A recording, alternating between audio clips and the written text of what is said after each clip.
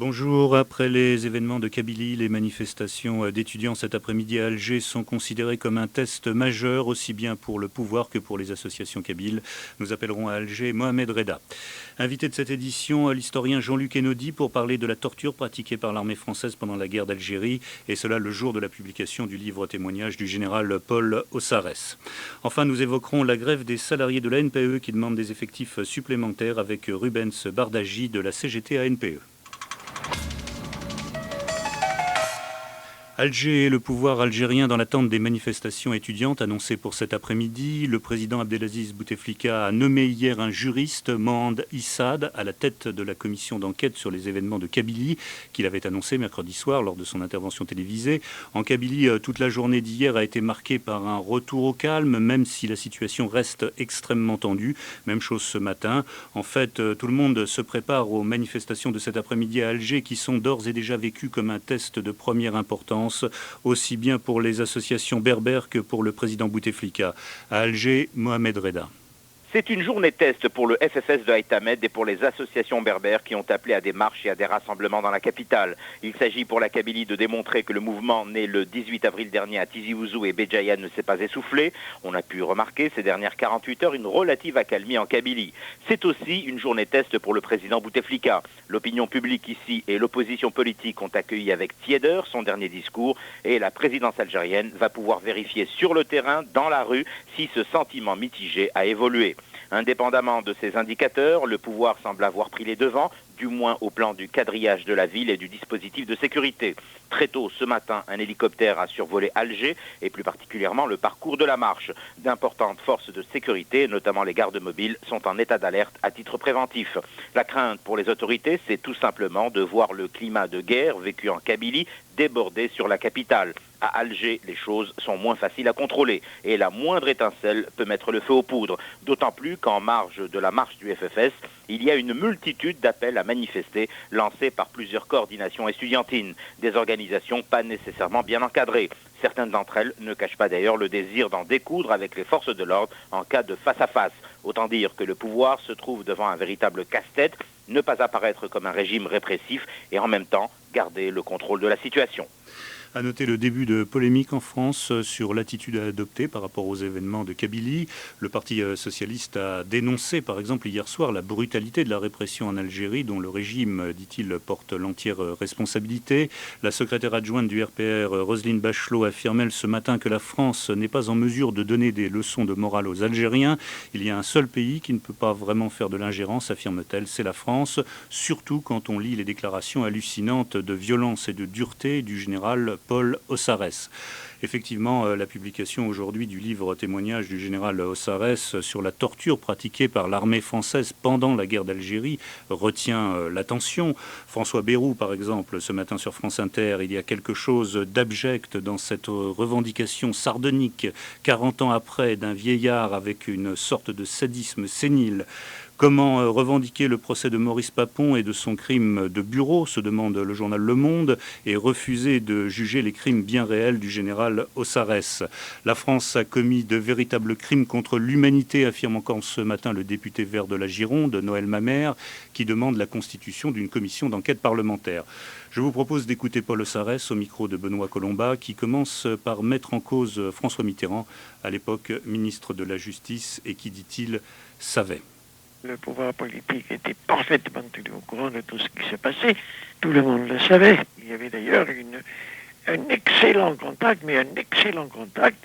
entre le pouvoir politique et le général Monsieur. J'allais dire nous-mêmes, mais en me flattant, je ne veux absolument pas nier que j'ai pris des responsabilités à caractère personnel.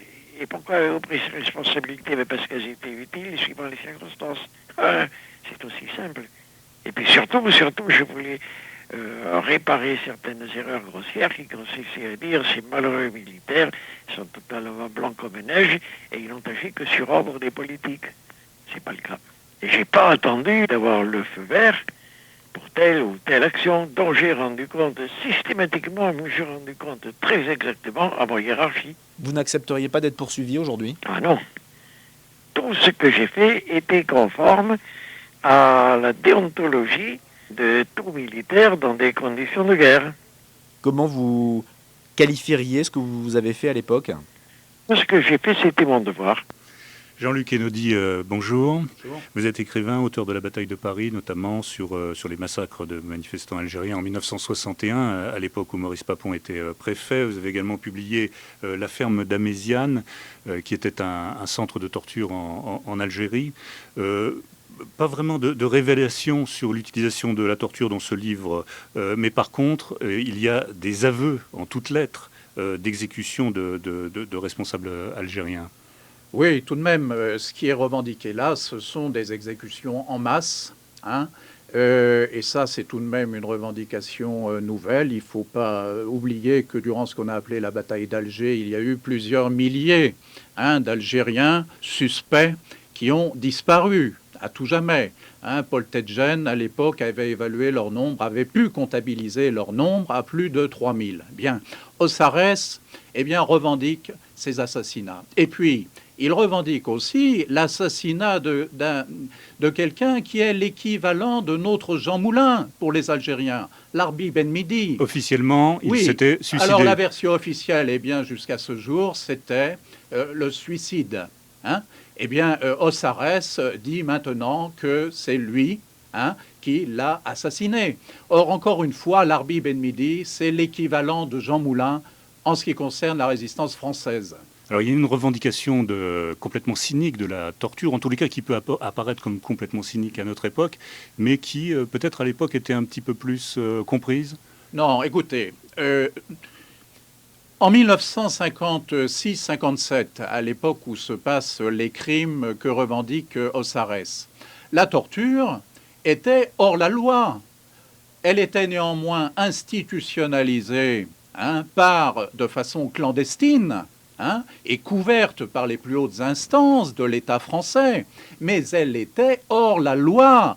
Ça a toujours été un crime, hier comme aujourd'hui. Et alors je dois dire que ce qui me paraît tout particulièrement abject, et qui peut faire l'objet, et qui doit faire l'objet de poursuites pénales, c'est la revendication de ce crime et la tentative de légitimation de ce crime en 2001, car la torture a toujours été hors la loi. Oui.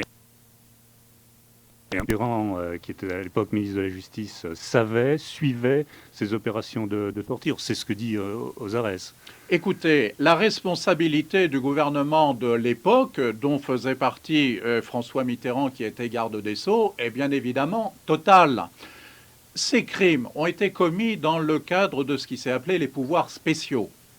Ce sont des décrets d'application de ces pouvoirs spéciaux qui ont donné les pouvoirs de police aux militaires du général Massu. Tout cela s'est donc fait dans le cadre de directives gouvernementales. Et ces directives gouvernementales, portaient la signature de François Mitterrand. François Mitterrand, dont je rappelle par ailleurs qu'en tant que garde des Sceaux, il a eu l'initiative des premières exécutions de combattants condamnés à mort algériens en juin 1956. Alors, vous savez, Robert Lacoste, qui était ministre résident en Algérie, Max Lejeune, Maurice Bourgès-Monoury, Guy Mollet et François Mitterrand, bien évidemment, étaient au courant de ce qui se passait. Ce sont des pratiques criminelles qui ont eu lieu avec l'aval du pouvoir politique. Il y a des associations qui vont maintenant sans doute tenter, après ces aveux, après ce livre, d'amener Ossarès devant la justice. Qu'est-ce que vous en pensez? Il faudrait un procès? Écoutez, de toute façon, ce qui me paraît relever dès maintenant de poursuites pénales, c'est la revendication en 2001 par un ancien général, Ossarès, de pratiques criminelles. Ça, je crois que d'emblée, ça tombe sous le coup de la loi et que ça doit faire l'objet de poursuites pénales. Mais il y a une autre grande question qui se trouve posée. Ces crimes ont été accompagnés du mensonge d'État. Ce mensonge d'État a duré jusqu'à aujourd'hui. Il est absolument indispensable, incontournable, que les plus hautes autorités actuelles de l'État, c'est-à-dire le Premier ministre et le Président de la République, se prononcent et condamnent de façon claire ces crimes qui ont été commis au nom de l'État français. Plus peut-être aussi la constitution d'une commission d'enquête parlementaire? pourquoi pas? Tout ce qui peut contribuer à l'établissement de la vérité concernant ces crimes, qu'il faut bien appeler des crimes d'État, eh bien, doit être mis en œuvre. Jean-Luc Einaudi, je vous remercie. Milosevic finira sa vie en prison. C'est ce qu'a déclaré ce matin l'ambassadeur de Belgrade à Washington. L'ancien dictateur doit s'attendre à recevoir la peine maximale de 20 ans de réclusion en vigueur en Serbie, a expliqué Milan Protic. Et comme il a 59 ans, il passera d'une manière ou d'une autre le reste de sa vie en prison. Enfin, précision de l'ambassadeur serbe à destination des responsables du TPI. Si tout cela n'est pas suffisant, nous pourrons étudier l'extradition de Milosevic lorsque nous en aurons fini avec lui. L'actualité politique en France sera marquée par le discours que Jacques Chirac doit prononcer cet après-midi à Orléans pour développer sa vision d'une écologie humaniste. Le chef de l'État devrait proposer l'élaboration par le Parlement d'une charte de l'environnement dont les principes seraient reconnus par les lois de la République.